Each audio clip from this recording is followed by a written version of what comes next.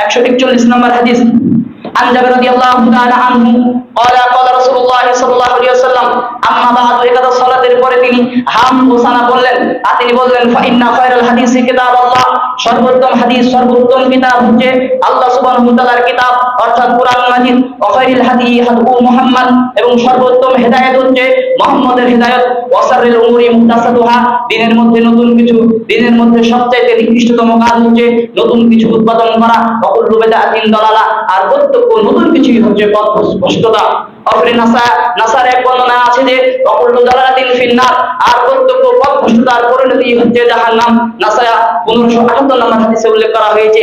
তাহলে নবী সাল্লাল্লাহু আলাইহি ওয়াসাল্লাম বলছেন সর্বোত্তম কিতাব সর্বোত্তম হাদিস হচ্ছে আল্লাহ সুবহানাহু ওয়া তাআলার কিতাব কুরআন মাজিদ, আর সবচেয়ে উত্তম হেদায়েত হচ্ছে নবী মুহাম্মদ সাল্লাল্লাহু আলাইহি ওয়াসাল্লামের হেদায়েত। তিনি কিভাবে চলেছেন, তিনি কিভাবে কাজ করেছেন।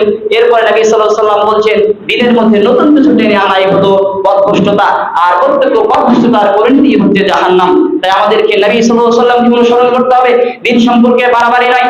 আপনারা যদি এখন মোবাইলের যুগ চলে এসেছে, ইন্টারনেটের যুগ, যদি এভাবে সার্চ দেন হাজারো বিখ্যাত উলামা ইকরামদের লেকচার আপনাদের চোখের সম্মুখে চলে আসবে।